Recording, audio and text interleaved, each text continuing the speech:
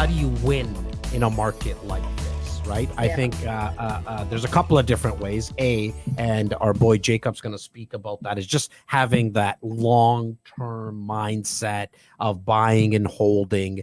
But also, to maybe even Tina's question, if you're thinking about downsizing, I actually think this is the best time to do that, because you're going to sell at the higher end of the market. And if you're looking for a smaller home, especially if you're looking at a condo, and we didn't even get into the conversation today, Simos, about how much the downtown Toronto condo market is rebounding, and maybe we'll do a video on the side about that. But if you're thinking about selling your home in Durham and moving into a smaller condo, you'll definitely net the highest that you possibly would compared to any other time in the last few years right now. So why don't we also just touch on Jacob's for a second? Jacob, what are you seeing out there, man? You're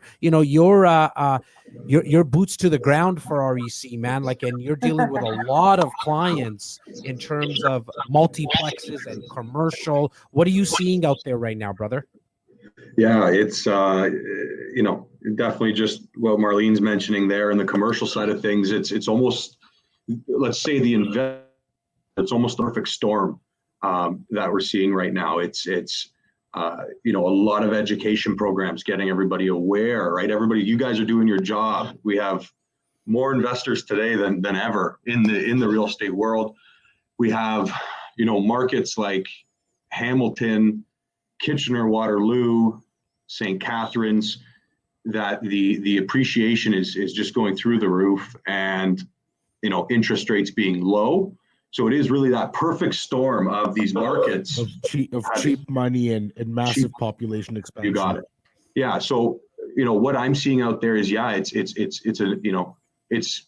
the trenches. Really, like, if you're looking in that duplex, triplex world right now in these markets, it's definitely a hot market for it. Fantastic for the sellers. And just to go, piggyback on what Marlene was saying, it's extremely important to, when you go to list, qualify the buyers, qualify the people that are coming in, just as a little case study.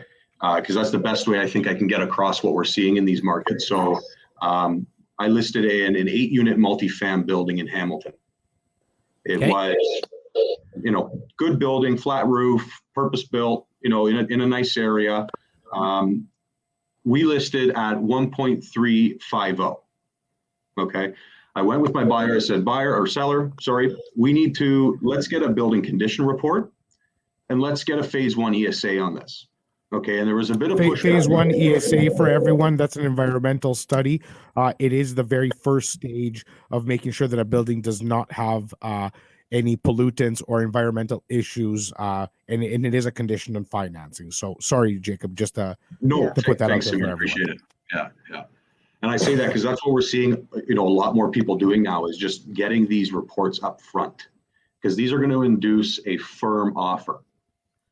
So we listed this building 1,350,000. That was putting it at a 4.5% cap rate, which is a fair purchase price 5-6 months ago. We held offers on it for 10 days, giving everybody to do due diligence, come through, see a few units, go back, run your numbers, and let's put an offer together. We ended up getting 15 offers on a commercial building. And the offer that won it actually came in at 1.8 million firm. Wow. Up from and what cap rate is that? 1.5? What was that cap rate? Yeah.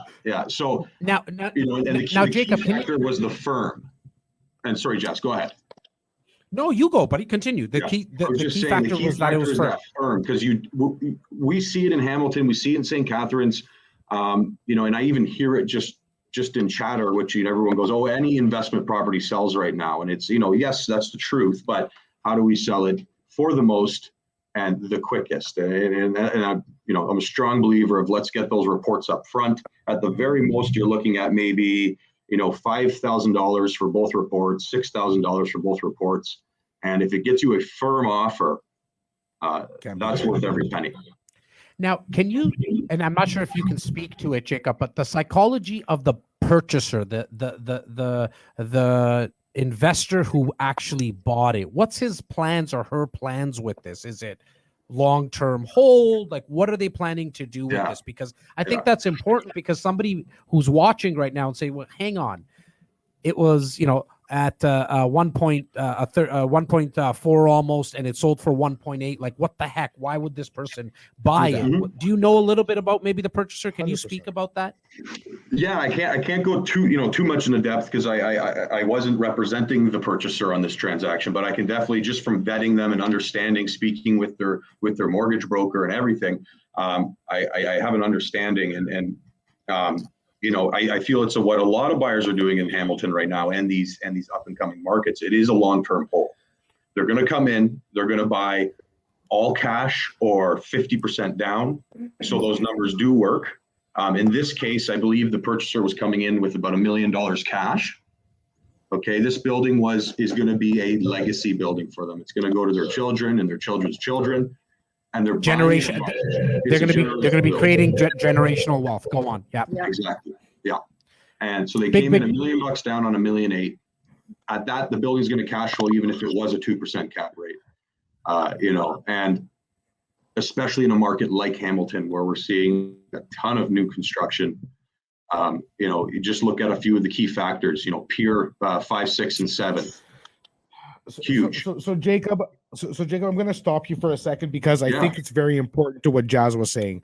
So just like we represent sellers and we create an environment where we can get them 400,000 over ask, and it's a completely joke of a cap rate. So so to the buyer, though, because we also represent buyers and we represent them every day. Mm-hmm. So if I had a buyer, let's talk a little bit about, would I guide him to buy it at 1.8?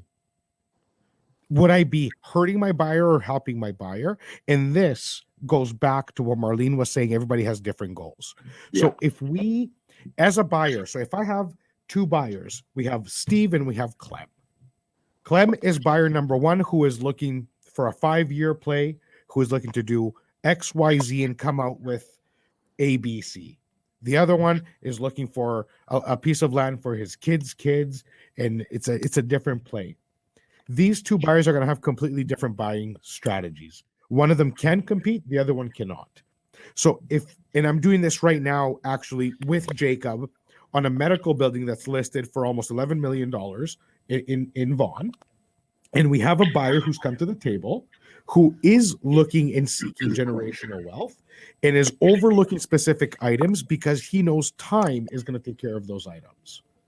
Going back to the Hamilton property, you have that layer, but you also, only because I know the listing that Jacob sold, there was also value add opportunity. The building was in good condition, but like, let's say they're getting, for example, $1,000 a door rent. If they were to, as the units turn over, you do a couple of cosmetic things, you do some changes, you manage the building better, you're going to go to $1,300. Well, once you paid 1.8 for it, that price is fixed forever. Yep. It doesn't change. Yep. But the rents do change. Yep. And the mortgage goes down.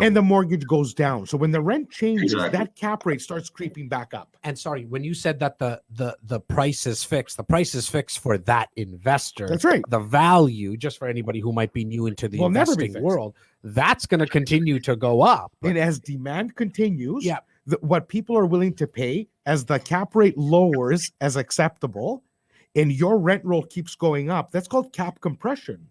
And that's something we can do on a special a different time. Yep. But this is, so when we say, was that person crazy? Or was he dumb? Or who would ever pay this much? The answer is just you wouldn't. Yep. It doesn't mean somebody else doesn't have a plan for the piece of land. Yes. And it doesn't make sense. So everybody's different. It's exactly what Marlene said. It's when Tina asked, should I sell? The question is, what are you trying to accomplish? Yeah. And